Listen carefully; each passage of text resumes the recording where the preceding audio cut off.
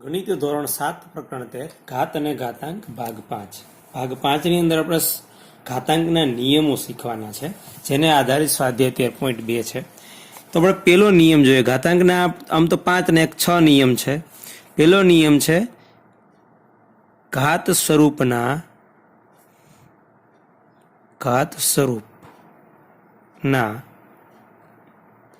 ગુણાકારનો નિયમ.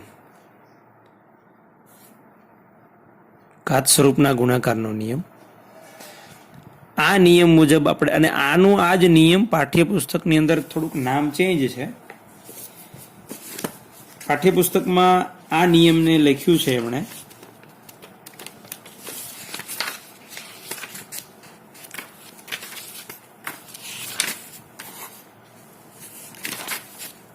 સરખા આધાર પર ઘાતાંકનો ગુણાકાર એવું નામ આપ્યું છે. સમાન આધારની ઘાતનો ગુણાકાર એવું નામ આપ્યું છે. બરાબર, સમાન આધારની ઘાતનો ગુણાકાર. આપણે એને ઘાત સ્વરૂપના ગુણાકારનો નિયમ કહીશું. નિયમ અહીંયા કે લખવાનો નથી આવતો, પણ છતાં આપણે લખીએ છીએ એટલે યાદ રહે કે સરખા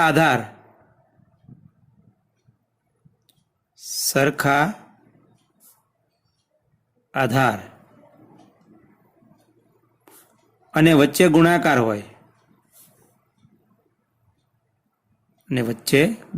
હોય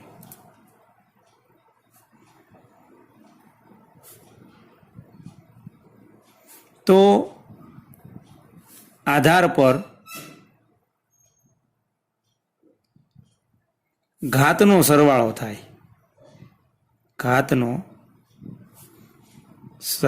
થાય. આને આપણે આમ દર્શાવી શકીએ કે એની એમ ઘાત હોય ગુણ્યા એની એન ઘાત હોય. એટલે કે આધાર સરખો છે એ અને એ, વચ્ચે ગુણાકાર છે, તો ઘાતનો સરવાળો થાય આધાર ઉપર. આધાર એક જ વખત લખવાનો, એની આ ઘાતનો સરવાળો એમ વત્તા એન. આપણે ઉદાહરણ લઈએ એટલે ખ્યાલ આવશે કે શું કહેવા માંગે છે. દાખલા તરીકે 3ની 4 ઘાત હોય ગુણ્યા 3ની 5 ઘાત હોય, અથવા 6 ઘાત હોય, અથવા 7 ઘાત હોય. તો તમે જોઈ શકો છો કે આધાર સરખો છે અને આધારની વચ્ચે ગુણાકારની નિશાની છે, તો ઘાતનો સરવાળો થાય. એટલે લખ્યું કે સરખા આધાર અને વચ્ચે ગુણાકાર હોય તો આધાર પર ઘાતનો સરવાળો થાય. એટલે આપણો આનો જવાબ થાય 3ની 4 વત્તા 7 ઘાત. એટલે જવાબ લખીએ તો લખાય 3ની 4 ને 7 11 ઘાત. આને કહેવાય ઘાત સ્વરૂપના ગુણાકારનો નિયમ. બીજો નિયમ છે, એવો જ નિયમ છે ઘાત સ્વરૂપના ભાગાકારનો નિયમ. ઘાત સ્વરૂપના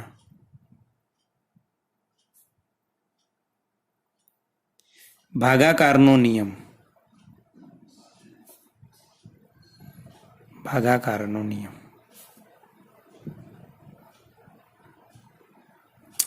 આની અંદર પણ એવું જ છે. જો આધાર સરખા હોય અને વચ્ચે ભાગાકાર હોય તો આધાર ઉપર ઘાતનો સરવાળો અહીંયા થયો તો એવી રીતે બાદ બાકી થાય.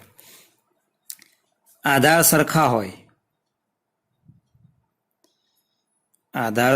હોય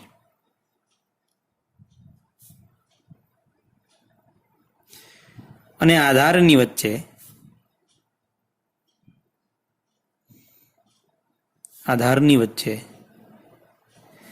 ભાગાકારની નિશાની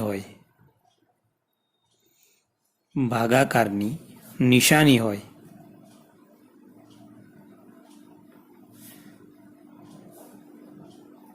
તો આધાર પર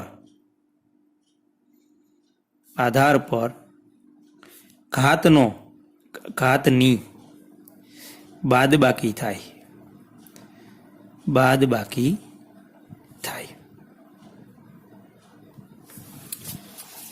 અહીંયા આપણે જોઈએ કે નિયમ આવું કે છે એની એમ ઘાત હોય ભાગ્યા એની એન ઘાત હોય.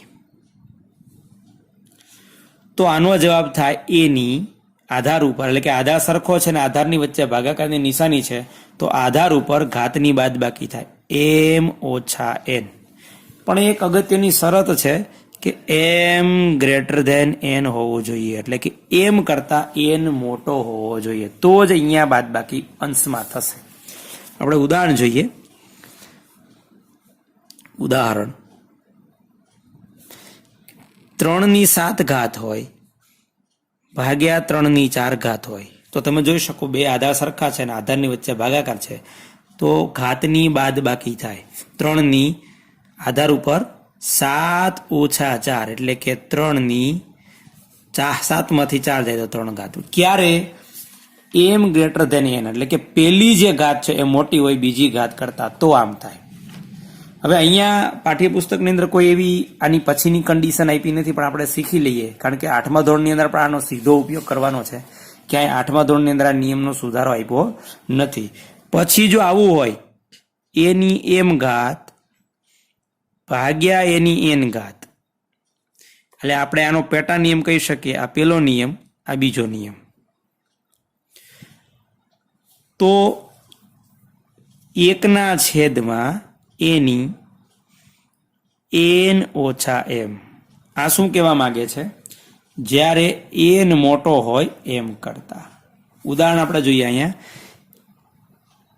આપણે લખીએ 3/4 ઘાત ભાગ્યા 3/7 ઘાત. તો તમે જોઈ શકો આ m ને n મોટો છે એટલે કે આ અંશ છે ને આ છેદ છે. અને આમ પણ લખી શકાય આ અંશ અને આ છેદ. તો બાદ બાકી છેદમાં થશે 3/4 ઓછા 7 નહીં 7 ઓછા 4 7 ઓછા 4 બરાબર 1/3 ઘાત. આવું ક્યારે થાય? જ્યારે અંશની ઘાત કરતા છેદની ઘાત મોટી હોય ત્યારે છેદમાં બાદ બાકી થાય. જો અંશની ઘાત મોટી હોય છેદની ઘાત નાની હોય તો બાદ બાકી અંશમાં થાય એટલે કે ઉપર થાય.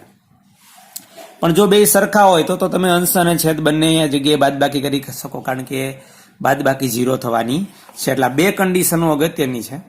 આનું આ જ સ્વરૂપ આપણને આવી રીતે આપ્યું હશે એની m ઘાત ભાગ્યા એની n ઘાતની જગ્યાએ એની m ઘાત છેદમાં એની n ઘાત. એટલે આ ભાગ્યા આ છેદમાં લખો કે આમ લખો બે એક જ છે. બેનું સ્વરૂપ જુદું છે બાકી વસ્તુ એક જ છે. તો એની m ઓછા n ઘાત થાય. ક્યારે? જો m મોટો હોય n કરતા. આની આ જ વસ્તુને આપણે આમ લખી શકીએ એની m ઘાત ભાગ્યા એની n ઘાત. જો n મોટો એટલે કે છેદમાં ઘાત મોટી હોય અંશ કરતા તો બાદ બાકી છેદમાં થાય અને છેદની ઘાતમાંથી અંશની ઘાત બાદ થાય એટલે કે જ્યારે n મોટો હોય m કરતા. બરાબર. આની આ જ વસ્તુ છે. આ બે એક જ છે. આ નિયમને સમજવો બહુ અગત્યનો છે જેને ઘાત સ્વરૂપના ભાગાકારનો નિયમ કહે છે. જ્યારે બે m અને n સરખા હોય એટલે કે ત્રીજું આમ કહી શકાય. સીધું ઉદાહરણ આપી દઈએ એની m ઘાત ભાગ્યા એની n ઘાત. તો એની m ઓછા n બરાબર એની 0 ઘાત. કોઈ પણની 0 ઘાત એક આગળ આપણે નિયમ ભણશું. ક્યારે? જ્યારે m બરાબર n હોય એટલે કે m અને n સરખા. ઉદાહરણ જોઈએ 3/4 ઘાત ભાગ્યા 3/4 ઘાત. જો ઘાત સરખી છે તો બાદ બાકી અંશમાંય કરી શકાય અને છેદમાંય કરી શકાય એટલે કે 3/4 ઓછા 4 ઘાત. 3/4 ઓછા 4 ઘાત એટલે કે 3/0 ઘાત. અને કોઈ પણની 0 ઘાત હોય તો એનું મૂલ્ય 1 થઈ જાય. એટલે કે ઘાત જ્યારે સરખી હોય ત્યારે જવાબ 1 થઈ જાય. બરાબર. તો આ ભાગાકારનો નિયમ ખૂબ જ અગત્યનો છે. હવે જોઈએ આપણે ત્રીજો નિયમ જેને ઘાતના ઘાતનો નિયમ કહેવામાં આવે છે.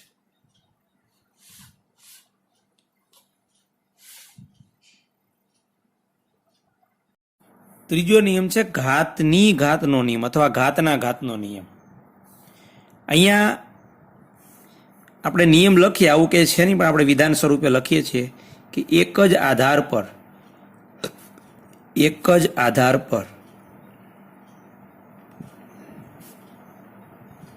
ઘાત અને ઘાતની પણ ઘાત આપેલી હોય ઘાતની પણ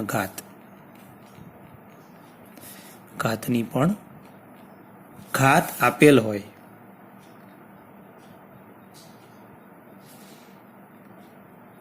ત્યારે ઘાત અને ઘાતની ઘાતનો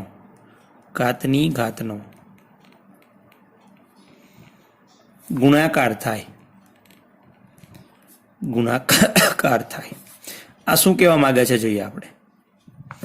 દાખલા તરીકે આ એક આધાર આપ્યો છે એ, એની એમ ઘાત આપેલી છે, જે લખ્યું છે એક જ આધાર પર ઘાત, એટલે એક આધાર છે એની પર ઘાત આપ્યો છે, અને એની એ ઘાત એટલે કે ઘાતની પણ ઘાત, આ એન ઘાત આપી છે. એક જ આધાર ઉપર ઘાત અને ઘાતની એ ઘાત આપેલી હોય ત્યારે નિયમ છે ઘાત અને ઘાતની ઘાતનો, એટલે કે આ ઘાત અને આ ઘાતની ઘાત એટલે કે એમ અને એન નો ગુણાકાર થાય, એમ ગુણ્યા એન. ઉદાહરણ જોઈએ. 2 ઉપર 3 ઘાત આપી છે અને એની ઘાત આપી છે 5.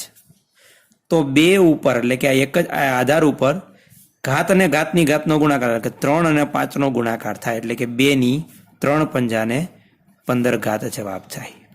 આને કહેવાય ઘાતની ઘાતનો નિયમ. હજી 3 નિયમો બાકી છે, જેને ગુણાકારના ઘાતનો નિયમ, ભાગાકારનો ઘાતનો નિયમ અને શૂન્ય ઘાતનો નિયમ કહેવામાં આવે છે. એ ચોથો નિયમ છે ગુણાકારના ઘાતનો નિયમ, કે 2 જુદા જુદા આધાર, 2 જુદા જુદા આધારની વચ્ચે, 2 જુદા જુદા આધારની વચ્ચે ગુણાકારની નિશાની આપેલી હોય, ગુણાકારની નિશાની આપેલી હોય,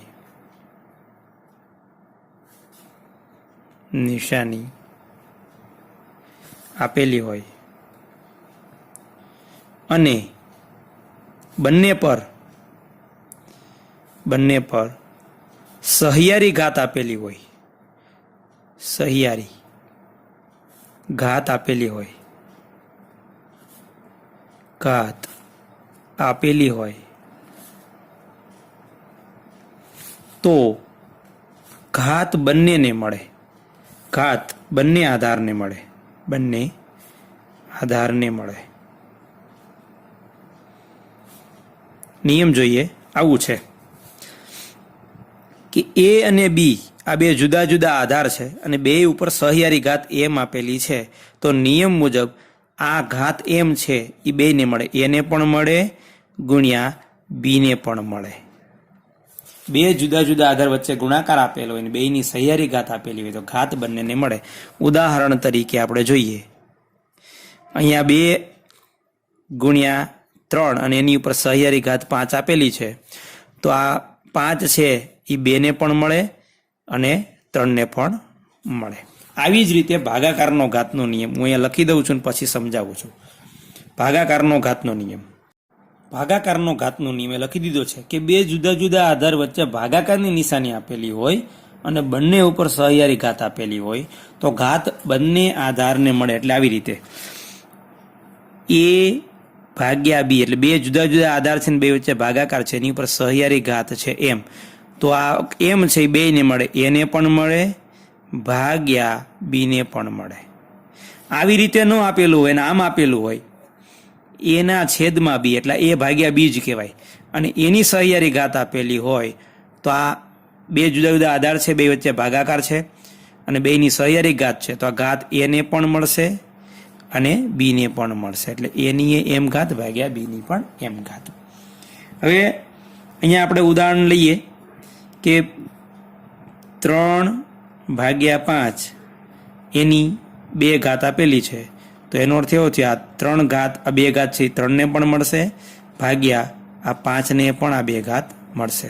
અથવા આવી રીતે આપેલું હોય 3/5 અને એની સહિયારી ઘાત 2, તો આ 2 છે એ 3 ને પણ મળશે ભાગ્યા 5 ને પણ 2, 5 ને પણ મળશે. હવે આવે છે શૂન્ય ઘાતનો નિયમ, છેલ્લો નિયમ, શૂન્ય ઘાતનો નિયમ. શૂન્ય ઘાતનો નિયમ છે છેલ્લો નિયમ, કે જો કોઈ આધારની શૂન્ય ઘાત આપેલી હોય, આધાર કોઈ પણ હોય, એની શૂન્ય ઘાત આપેલી હોય તો એનું મૂલ્ય 1 થઈ જાય. ઉદાહરણ તરીકે આપણે લઈએ, એની જો શૂન્ય ઘાત આપેલી હોય તો એનો જવાબ 1 થઈ જાય. 5 ની શૂન્ય ઘાત આપેલી હોય તો એનો જવાબ 1 થઈ જાય. પછી આમ આપ્યું હોય 5 ગુણ્યા 3 આખાની શૂન્ય ઘાત, તો એનો જવાબ પણ 1 થઈ જાય. કોઈ પણ હોય એની શૂન્ય ઘાત આવી એટલે એમનું મૂલ્ય 1 થઈ જાય. આ 6 નિયમો છે એ ખૂબ જ અગત્યના છે.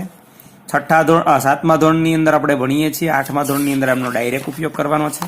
તો ખાસ આ બધા નિયમો છે એ યાદ રાખવાના છે અને સ્વાધ્યાય 13.2 ની અંદર આ બધા જ નિયમોનો આપણે ઉપયોગ પણ કરતા શીખવાનો છે.